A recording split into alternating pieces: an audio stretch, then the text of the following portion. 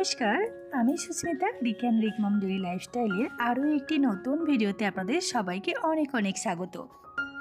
আমার আজকের ভিডিওটা যে যেখান থেকে দেখছেন আশা করি সকলে খুব ভালো আছেন আর আমরাও বেশ ভালো আছি।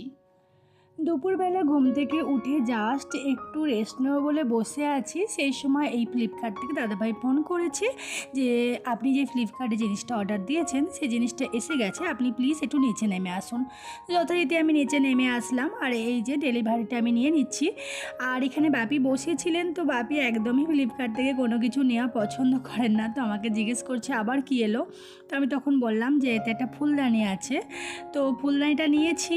যতটা দাম নিয়েছে মানে প্রাইসের তুলনায় জিনিসটা খুব একটা ভালো হয়নি আর কি, তো ওই জন্য আমার মনটা একটু খারাপ। তবে চলবে, যেহেতু পছন্দ করে নিয়েছি হয়তো আর রিটার্ন করব না, কেননা জিনিসটা ভালো। সারপ্রাইজ দেখায় যাক, অনেক দিন ধরে ইচ্ছা ছিল যে কিছু একটা এরকম নেব, তো নিয়েছি। কী নিয়েছি সেটা এটা খুললেই বোঝা যাবে যে কী নিয়েছি।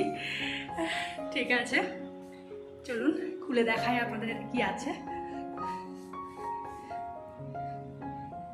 ফ্লাওয়ার ভাসটা আমি ওপেন করার জন্য বসে পড়েছি, কিন্তু আমি হাতে কিছুই নিই নাই। ভেবেছিলাম যে এমনি হয়তো টেনে ছিঁড়ে ফেলবো বা স্লেটেপগুলো আমি একাই খুলে ফেলবো হাত দিয়ে, কিন্তু সেটা সম্ভব হয়নি। সেটা কাঁচি আনতেই হলো, তো কাঁচি দিয়ে স্লেটেপটা কেটে আমি ফ্লিপকার্টের এই ফুলদানিটা বার করলাম।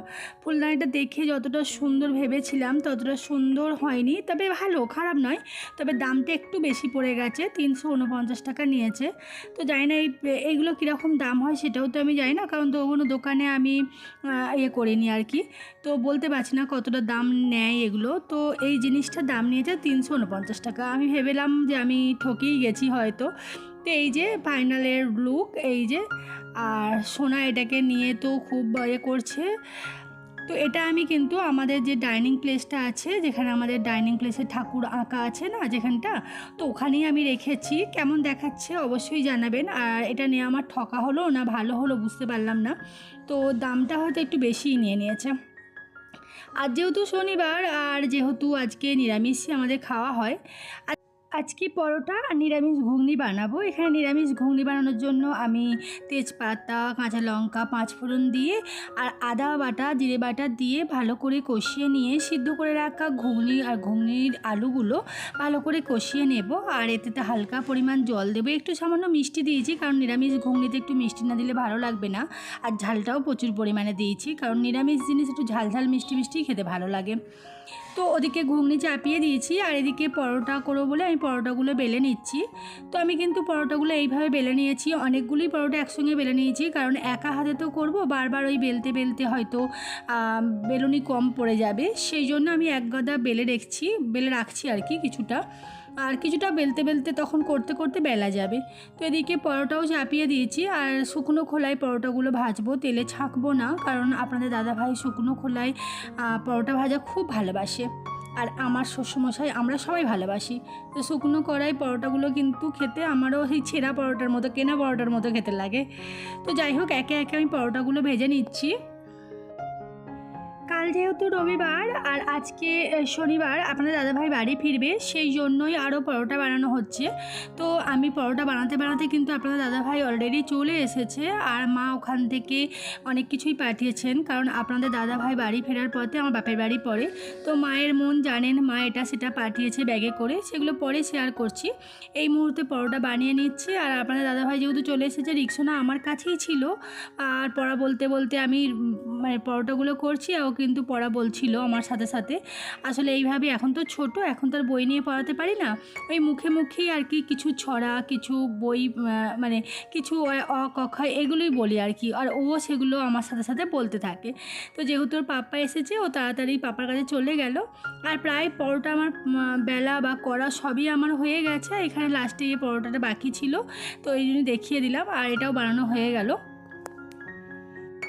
তেলে হালকা করে ভাজা পরোটা না গরম গরমই খেতে ভীষণ ভালো লাগে, ঠান্ডা হয়ে গেলে পরোটা আর ভালো লাগে না। তাই আমি এখানে পরোটা করতে করতেই বাপি আর মাকে খেতে দিয়ে দিয়েছিলাম। আর সেই ফাঁকে আমি আপনাদের দাদাভাই সবারই খাওয়া দাওয়া কমপ্লিট হয়ে গেছে। রাতে এঁটো বাসনগুলো আমি বেসিনে ফেলে রাখি না, এটা আমার দুটো উপকার হয়। একটা হচ্ছে তেলাপোকা হয় না, আর দ্বিতীয় হচ্ছে আমাকে সকালবেলা ঘুম থেকে উঠে না ওই বাসন মাজতে হবে, আর এই ঘুম থেকে উঠে এসে যদি রান্নাঘর অগোছালো দেখি না আমার ভালো লাগে না। এই কারণেই আমি রাতে কিন্তু বাসন সমস্ত কিছু মেজে রাখি। আর এটা তো বাসন মেজে রাখা তো এটা সংসারের কল্যাণের মধ্যেই পড়ে আর কি। এঁটো বাসন অনেকক্ষণ ধরে ফেলে রাখতে নেই, এতে সংসারের অকল্যাণই হয় আর কি। সেই জন্য আরও বেশি করি, এঁটো বাসন আমি বেশিক্ষণ ফেলে রাখি না বেসিনে। আর রাতে তো ধরুন অনেকক্ষণ যদি বেসিনে বাসনগুলো ফেলে রাখা হয় অনেকক্ষণ পড়ে থাকবে, সেই কারণে বাসন টাসন মেজে নিলাম। আর এখানে বেসিনটাও সুন্দর করে পরিষ্কার করে নিচ্ছি। এই পর্যন্ত আমার ভিডিওটির সাথে যারা এখনও পর্যন্ত আছেন প্লিজ একটা লাইক দিয়ে দেবেন, আর ভিডিওটি ভালো লেগে থাকলে অবশ্যই একটি সাবস্ক্রাইব করবেন।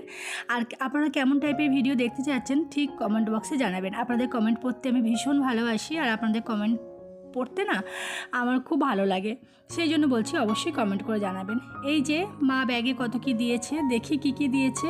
অনেক কিছুই দিয়েছে দেখছি, পেয়ারা দিয়েছে, মায়েদের গাছেরই পেয়ারা গাছে অনেক পেয়ারা হয়েছে, হয়তো মা দিয়েছে। আর এখানে কাঁঠাল, আমার দিদা কাঁঠাল পাঠিয়েছে আমাকে দেবার জন্য, সেই জন্য মা কাঁঠাল পাঠিয়েছে। তো দিদাদের গাছে অনেক কাঁঠাল হয়, অনেক গাছও আছে, সেই কাঁঠালের একটা কাঁঠালই আমাকে পাঠিয়েছে, আর একটা ছোটো মাসিমণিকে দেবার জন্য পাঠিয়েছে। আর এখানে মা একটা আমও দিয়েছে, একটা কি দুটো আম দিয়েছে। বাপি মনে হয় আম কিনে নিয়ে এসছে, মায়েদের আম গাছ আছে, বাট ওই আম একদম কাঁচা অবস্থায় খাওয়া যাবে, মানে কাঁচাতেই খেয়ে নিতে হয়, কারণ গাছ থেকে সমস্ত আম পেড়ে নেয়, এমন একটা জায়গায় গাছটা না সবাই পেড়ে নেয়। তো মায়েদের গাছে লেবু হয়েছে, মা লেবুও পাঠিয়েছে। আর এখানে আলু, কিছু ঝিঙে, পটল এই সমস্তই পাঠিয়েছে। তো মায়ের মন, মা তো কত কিছুই পাঠাতে পারলে মায়ের শান্তি হয়। তো এগুলোই পাঠিয়েছে, আনাজগুলো কিছু, বিশেষ করে কাঁঠালটা পাঠানোর জন্যই আরও পাঠিয়েছে, কারণ দিদা কাঁঠালটা দিয়েছে মাকে আমাকে দেবার জন্য, সেই জন্যই আরও মা পাঠিয়েছে আপনাদের দাদাভাইকে দিয়ে। তো আনাজগুলো আমি এখন গুছিয়ে রাখি পেটের মধ্যে, কেননা আনাজগুলো এরকম অগোছালো করে রাখাটা ঠিক হবে না, সকালবেলা উঠে ঝাঁটটা দিতে একটু অসুবিধাই হয়ে যাবে। তাই আনাজগুলো আমি একটা পেটেতে তুলে রাখছি। আর খাওয়া দাওয়া শেষে আপনার দাদাভাই আর সোনা তো একটু টিভি দেখছে, আমি সেই ফাঁকে ভাবলাম ওরা যখন টিভি দেখছে আমি তাহলে এদিকে গুছিয়ে নিই। তো রান্নাঘরটা একটু গুছিয়ে নিচ্ছি ভালো করে। আনাজগুলো গুছোতে আপনাদের কাছ থেকে আজকের মতো বিদায় জানাচ্ছি। আপনারা সকলে ভালো থাকবেন, সুস্থ থাকবেন এই কামনা করেই কিন্তু আমি ভিডিওটা শেষ করছি। আর এদিকে কাঁঠালগুলো গুছিয়ে রাখছি, সোজা করে রাখছি কাঁঠালগুলো, কালকেই ভাঙা হবে আর কালকেই খেয়ে নেব। আজকের মতো টাটা, বাই বাই।